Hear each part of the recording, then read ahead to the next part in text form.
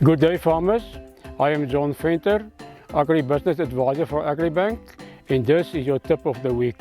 I want to talk to you about self-harvesting poles and droppers. But before you harvest yourself, then it's very important that you get a permit from the Ministry of Forestry and to make sure that you can harvest the poles and the droppers. So mostly in our country, the Cimatron tree is not allowed to be harvested because it's protected by law, and you must have a permit to harvest Cimatron tree poles.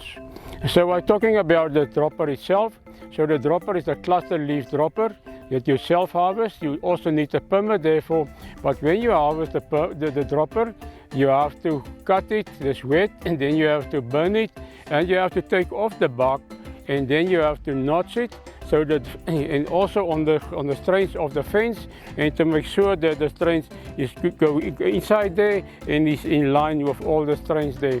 So when the bark is off, and then you have to put it, you can put it when it's wet on the fence, but you always must put the thick end on the top side of the fence, because when this is wet, you still want to dry out, and when it dry out, this will happen, you will go in and it will drop down to the ground.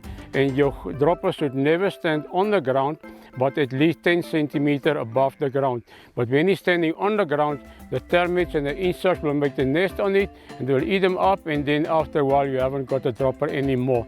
So when you put it on the fence, it should be at least 10 centimeters like this.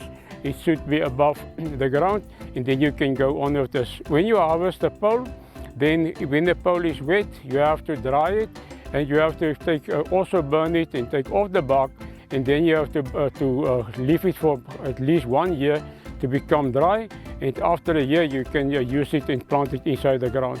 So thank you so much.